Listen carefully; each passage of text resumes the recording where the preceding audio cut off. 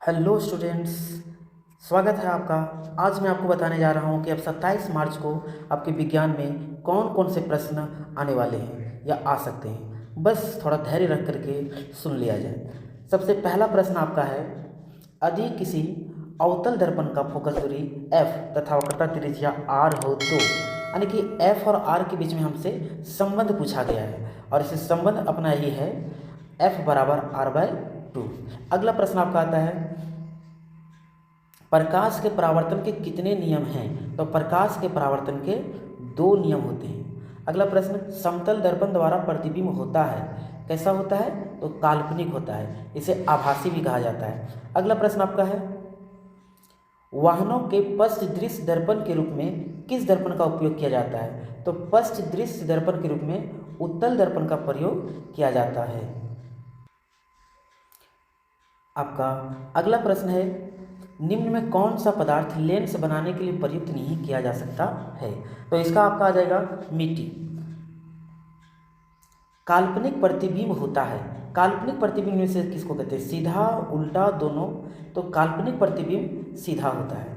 अगला प्रश्न, यदि f का मान 12 सेंटीमीटर है तो r क्या होगा? हमें पता है r f से डबल होता है, तो f 12 है तो r की वैल्यू 24 सेंटीमीटर आ जाएगी।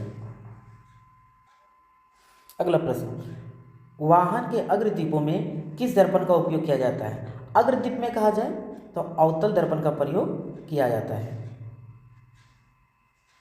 अगला प्रश्न, अवतल लेंस के सामने रखी वस्तु का प्रतिबिंब सदैव होता है, तो अवतल लेंस के सामने जो प्रतिबिंब बनता है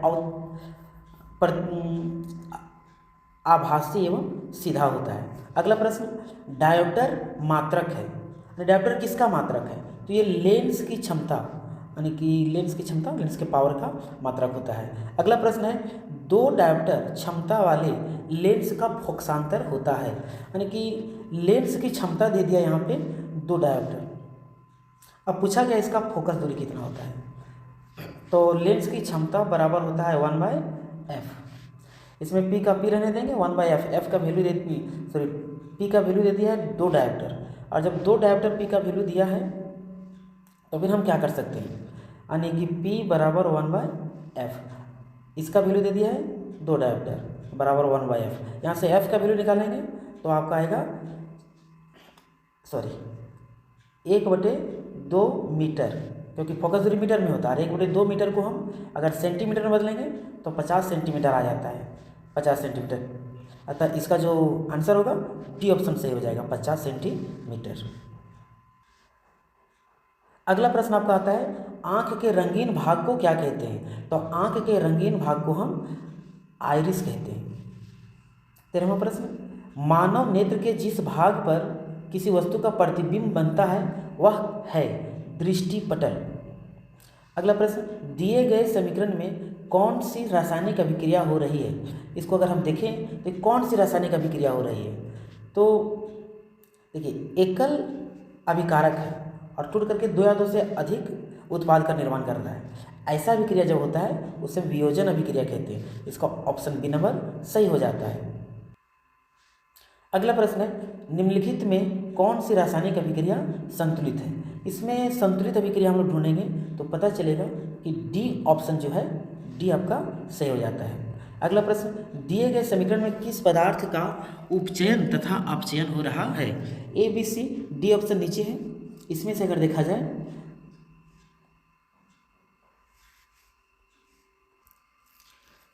तो बी ऑप्शन सही हो जाता है, Cu प्लस PbO का। अगला प्रश्न आपका आ जाता है, विकृत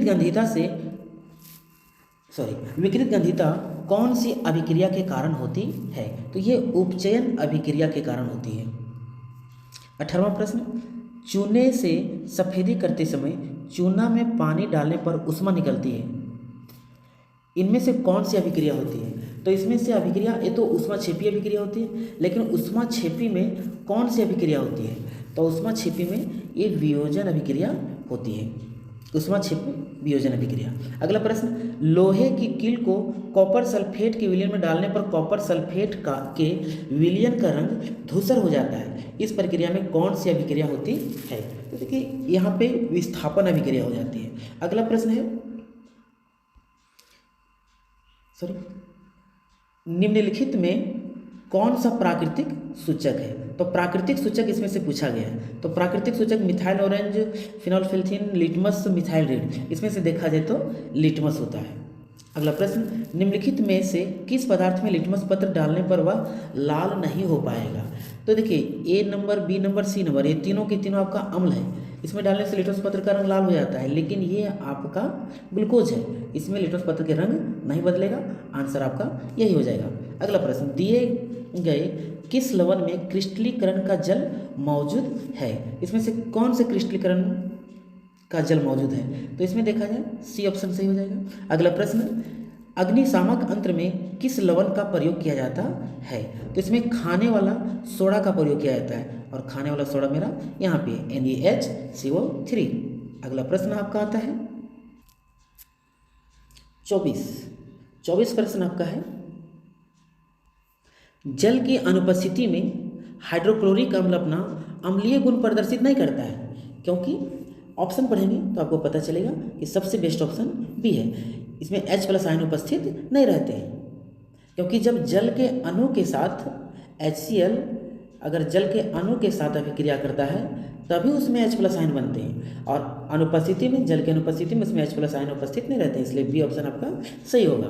अगला प्रश्न है, पदार्थ ABCD का pH मान क्रमशः इतना इतना इतना है, इसमें से कौन अम्ल है? अम्ल पूछा गया, हम सबको पता है कि अम्ल का जो pH मान होता है वो 7 से कम होता है। तो देखेंगे इसमें से 7 से कौन है? कम, तो 7 से कम आपका 2 आता है, और 2 किसका है? ये का। ये कौन ऑप्शन में है? ए ऑप्शन में, तो ये ऑप्शन आपका सही हो जाएगा। अगला प्रश्न है, चित्र में कौन सी अभिक्रिया हो रही है? तो चित्र में संयोजन, वियोजन, विस्थापन, द्विविस्थापन, कौन सी अभिक्रिया हो रही है? इसमें वियोजन अभिक्रिया हो रही है, ये सूर्य के प्रकाश द्वारा वियोजित करा जा रहा है। अगला प्रश्न है, शरीर में उत्पन्न हानिकारक अपशिष्ट पदार्थों का शरीर से बाहर निकालने की प्रक्रिया किस जैव प्रक्रम में होती है? तो ये होता है उत्सर्जन में।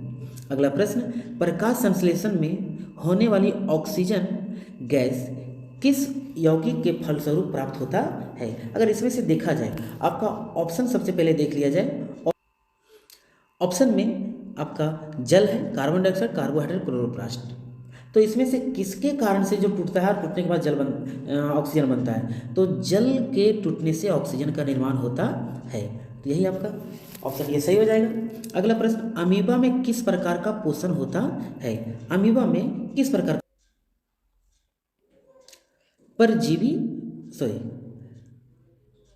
परजीवी पोषण ही इसका सही आंसर होगा। अगला प्रश्न, लार में कौन सा एंजाइम पाया जाता है? तो लार में लाइपेज एंजाइम पाया जाता है, डी ऑप्शन सही होगा। अगला प्रश्न आपका आता है,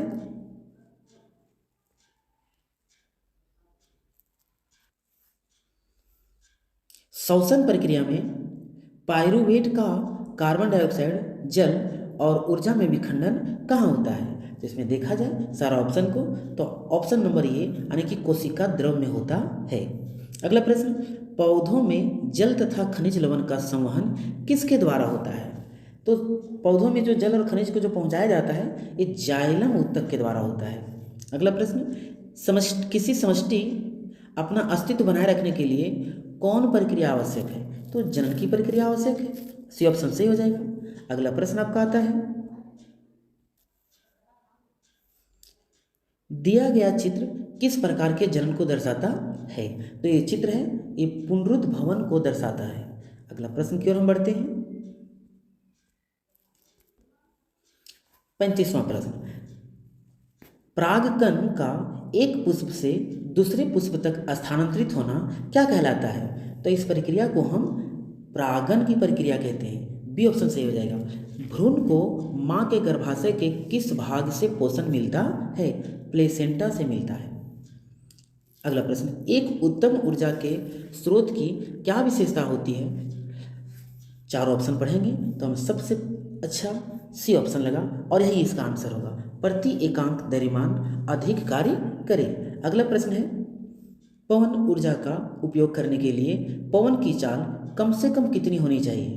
तो 15 किलोमीटर प्रति घंटा, ये ऑप्शन सही है। देखिए यहाँ पे 15 मीटर प्रति सेकंड दिया है, इसको गलती से टिक मत करना देना।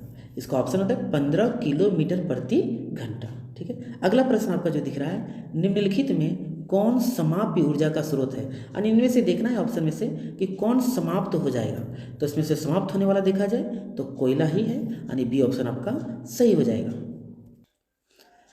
आपका लास्ट प्रश्न है, प्राग कोश में होते हैं। तो प्राग कोश में क्या होते हैं? बाह्यदल, अंडाशय, अंडक, परागकण। तो होता है परागकण। इसमें से आपका परागकण होता है।